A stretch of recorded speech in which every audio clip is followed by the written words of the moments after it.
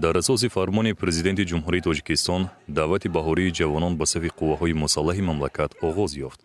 چون آنانه این دعوت نیز در روز نخستین دعوت بهاری جوانان به صف ارتش ملی نقشه دعوت در دهات وارخ و چرکو بیش از 107% اجرا گردید. این روند که دوام 6 سال اخیر ادامه یابد شهادت از آن می‌دهد که بهادران دهات وارخ و چرکو در روحیه وطن دوستی و خویشتن‌شناسی به کمال می‌رسند.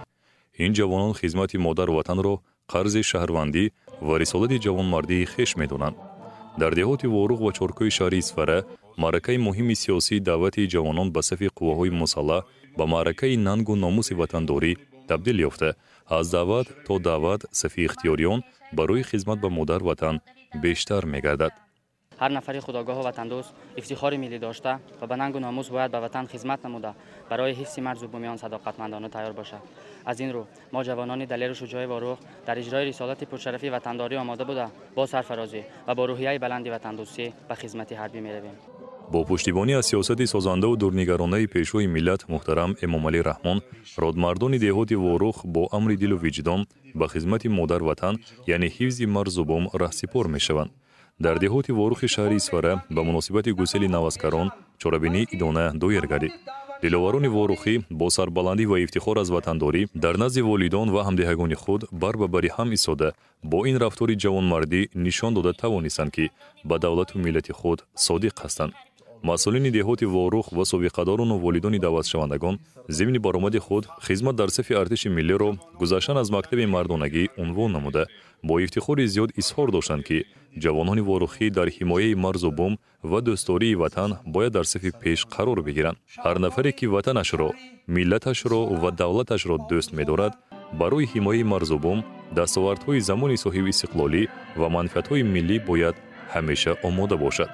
افتخار میکنم که فرزند من امروز اختیاراً پس از ختم دانشگاه عالی برای خدمت به صف قوای مسلح سفربر شد و امروز همین مقصد را مرام کار زندگی خود اختیار نمود. من شاهد آن هستم که جوانان وارخ نهایت خویشتن‌شناس و وطنپرور هستند. امروز یک تن همچون جوان به صف قوه‌های مسلح جمهوری تاجیکستان پس از ختم دانشگاه عالی اختیاراً سفربر شده ایستادم و این البته برای حفظ وطن جاناجان ما برای یک ذره باشد هم سهم خود را گذاشتن البته قرض شهروندی ما جوانان می باشد. جوانان دهات وارخ مفهوم‌های مادر وطن، مرز و بوم، استقلال و آزادی و در عموم تاجیکستان را مقدس می‌دانند. از این خاطر در هر دعوت جوانان به صف قواهای مسلح مملکت از اولین ها شده در روز اول از اجرای نقشه دعوت سربلندانه می‌برآیند. سابقه‌داران جنگ و مهنت و در عموم خرد و بزرگ این گوشه دیار بهشت آسا همراه نوسکران تا دیرگاه سرور و شادمانی نمودند. محافظان وطن که امروز با امر دل و وجدان به خدمت حربی می‌روند نمونه عبرت نسل نو بوده باعث سربلندی پدران و مادران خویشند. امروز با خواهش خود با امر دل و وجدان از صمیم قلب به صف قوه‌های مسلح جمهوری تاجیکستان می‌پیوندم. البته خدمت برای وطن، برای ملت، برای این دولت شرف است و آرزوی هر یک جوانمرد است که امروز خوشبختانه من به این آرزویم میرسم. البته این وطن دوستی، این وطنداری، این صاحب جمعی را به ما والدینمان آموختند. البته باعث افتخار است که امروز در جماعت دهات وارخ این دست واقعا که امروز ما جوانانی با آرزوی ناموس وطن، با آرزوی ناموس دیها با خواهش خود از صمیم قلب به صف قوه‌های مسلح جمهوری تاجیکستان می‌پیوندیم. البته این یک شرف است برای هر یک ساکنان این دهه وارخ است. من همچون شهروند شرفمند جماعت دهات وارخ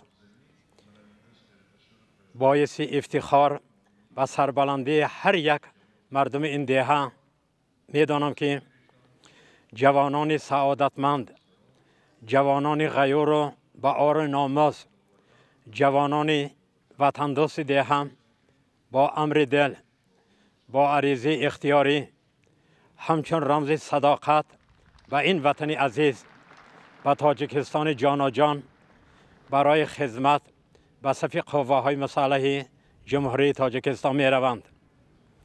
در دهات چارکوه به مناسبت گسیل دیلواران چارکوهی همایش ایدانه و متنتن برگزار شد.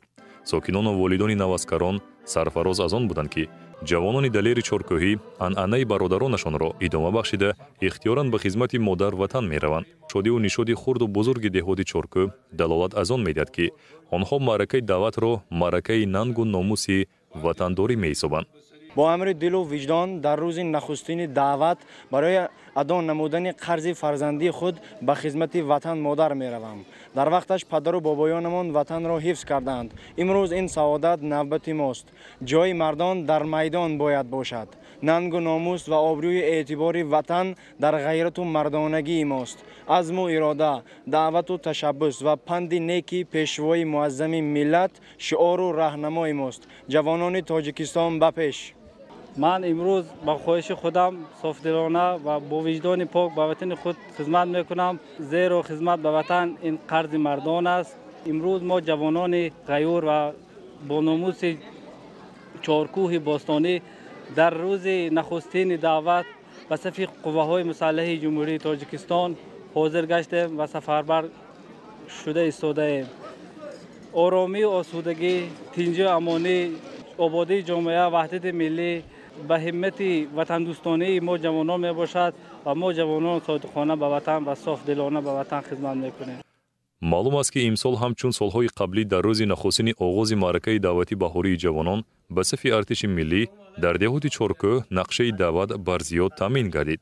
نتیجه کارهای ترغیباتی و تشویقاتی برگزاری چاره‌بینی‌های مهم در سمت بلند برداشتن حس وطندوستی جوانان و مهمتر از همه درک مفهوم وطن و وطنداری است که امروز جوانان اختیاراً به صف ارتش ملی پیوسته صادقانه خدمت میکنند. پیشوای ملت محترم امام علی رحمان واخوری با امام خطیبان، خادمان دین و با فعالان جامعه با افتخار گفتند که چارکوه در اولین روزهای دعوت نقشه دعوت جوانان به قوای مسلح را اجرا میکنند. این برای ما افتخار و خرسندی است. جوانانی به ننگ و ناموس را دعوت کردنی هستم که با مانند همین جوانای ما به قوه‌های مسلح پیوندند و اونا همین را باید درک کنند که جوانا اونها سپر کشور هستند. اونها سپر دولت و ملت ما هستند. اونها سپر پدر و مادر و خواهر و خلق مردم ما هستند. در معرکه گسیل نوسکران برآمد کنندگان جوانان دلیر و وطندوس چارکوهی را وصف نموده آنها را بهادرانه دلاوران وطن نامیدند. سالهای اخیر در دهات چارکوه با مسئله تربیت جوانان در روحیه وطندوسی و افتخار ملی توجه خاص روانه شده است. در هر عائله جوانان سین دعوتی با خواهش خود و امر دل و وجدان به خدمت حربی می روند. من امروز با خواهش خودم به صف قوه‌های مسلح جمهوری تاجیکستان داخل شده با سربلندانه میخواهم که خدمت مادر وطن را ادا نمایم. همه ما را ضرور است که خدمت مادر وطن را در صف قوه‌های مسلح جمهوری تاجیکستان ادا نموده هر پارچه خاک آن را عزیز و مقدس شماریده دائما در حفظ مرز و بوم وطن عزیزمان آماده باشه.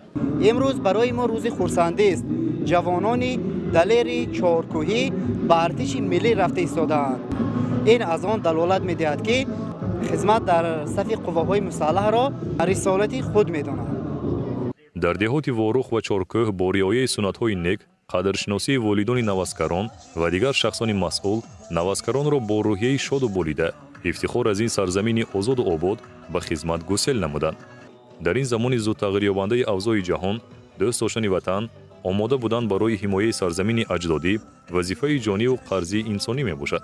جوانان دهات واروخ و چارکوه همچون پیروان اصیل پیشوای ملت محترم امام علی رحمان با سربلندی و افتخار بزرگ به خدمت مادر وطن میروند. معرکه دعوت بهاری در دهات واروخ و چارکوه شهر اصفهان به یک معرکه شادی و نشاط تبدیل یافته والدان فرزندانشان را به عسکری گسیل نمودند.